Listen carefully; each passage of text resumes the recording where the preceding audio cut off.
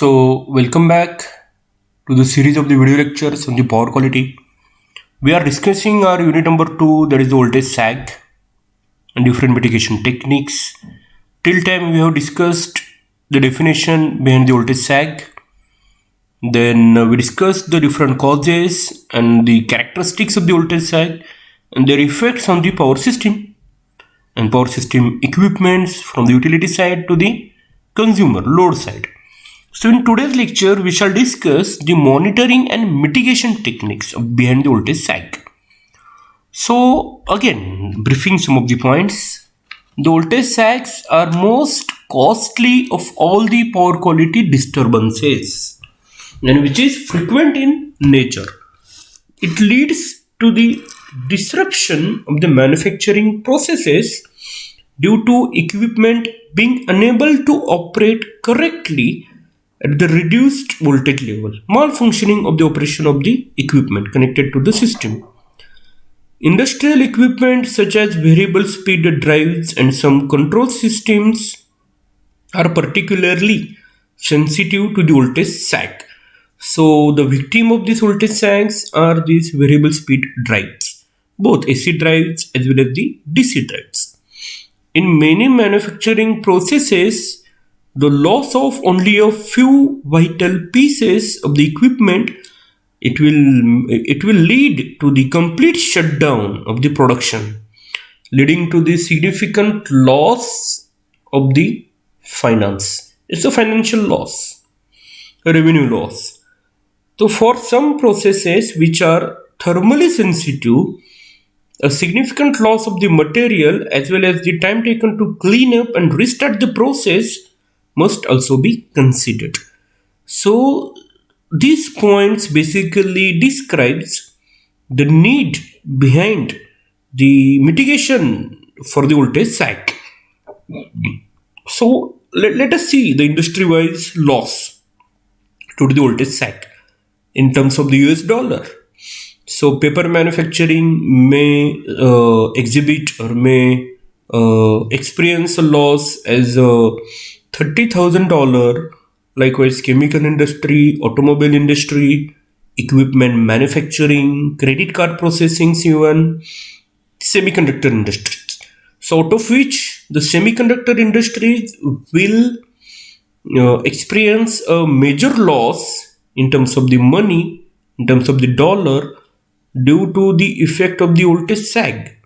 So semiconductor industries are nothing but they are using a most sensitive electronic equipment which must run at a rated defined voltage level. So due to the voltage sag, the voltage level decreases, even though it is for short duration. That will result into the disturbance of the system, process, loss of the data, equipment failure, and so on. So that will result into the major revenue loss in semiconductor industry. So what are the basically the different the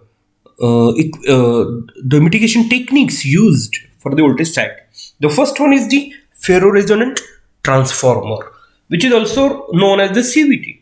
That is also referred as the constant voltage transformer. So let us see these are the certain solutions for the voltage sag problem. Like they are defined. One of the main is that ferroresonant transformer, also referred as the CVT, that is a constant voltage transformer. So this CVT is simply a magnetic transformer of a special construction that has a capacitor connected across the secondary winding of the transformer. So it is with a simple transformer with a special construction with a capacitor connected to the secondary of the transformer winding. In CVT, primary and secondary winding are wound separately from each other.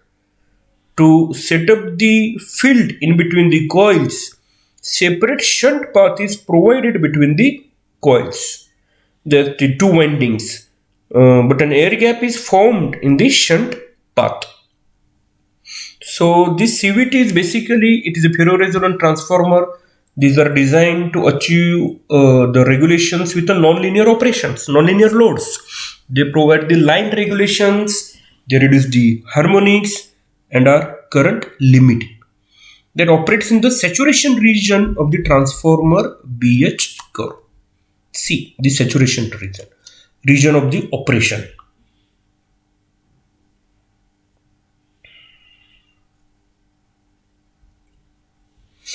This graph that is in between the voltage, output voltage versus input voltage. So see this ferroresonant transformer has a simple capacitor connected in the secondary winding. A ferroresonant transformer consists of the core, primary winding and two secondary winding, one for the load and one for the capacitor, and the magnetic shunt that separates the primary and the secondary winding, as told you earlier. So this is the simple circuit diagram for the ferroresonant transformer, and also referred as the CVT, constant voltage transformer. The magnetic shunt provides a path for the imbalanced flux of the primary and secondary by allowing a portion of the primary flux to return to the primary winding without coupling the secondary. At the same time, it allows the secondary flux to return to the secondary winding without coupling the primary winding.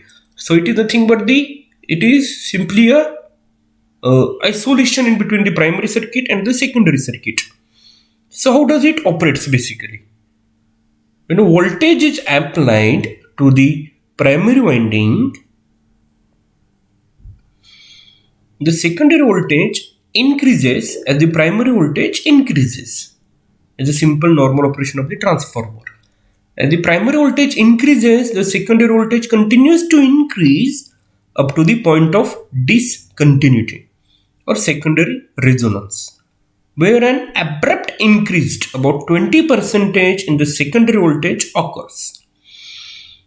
The resonance effect immediately increases the secondary flux density and causes saturation of this portion of the core. So this partial core saturation is the key to the magnetic design of the ferroresonant transformer.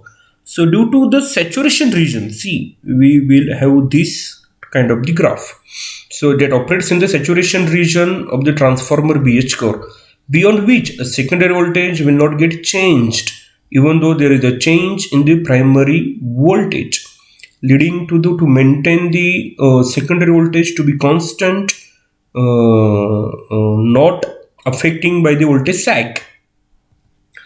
So voltage induced in the capacitor winding by the primary flux causes a capacitive current to flow. The flux due to this current is in phase with the primary flux. This flux addition occurs in the secondary portion of the core. So the increased flux saturates the portion of the core on the secondary winding only, not on the primary. The primary portion of the core is operating below saturation or below the knee of the magnetization curve. Here there is a function of the capacitor winding, connecting a capacitor in the secondary circuit. So these ferroresonant transformers are inherently self-protected against short circuit and are able to supply large surge current if required because of the large amount of the energy stored in the secondary circuit. There is nothing but the capacitor circuit. So they are also used for the that is reactive power compensation even. So ferroresonant transformers are simple and relatively maintenance free device which can be very effective for a small loads. Ferroresonant transformers are available in size up to around 25 kVA. Voltage sags down to 30%. Retained voltage can be mitigated through the use of the CVT.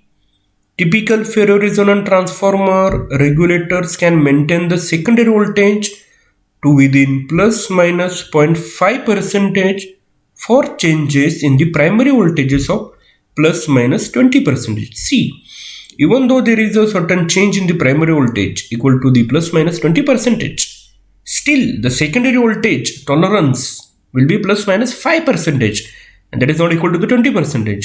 So that is the main use of the CVT, that it operates in the magnetic saturation region to maintain the secondary voltage to be constant, and the secondary circuit is connected to the load. So we are operating a load at a rated nominal voltage without getting affected by the voltage sag and different causes. But there are certain disadvantages of the CVT also, like it is a frequency sensitive, temperature sensitive, external magnetic field may require shielding for sensitive component. Ferroresonant transformers are generally not suitable for the loads with a high inrush current, such as the direct online motor, DOL motor. So this is all about the CVT constant voltage transformer. Thank you for your patient listening.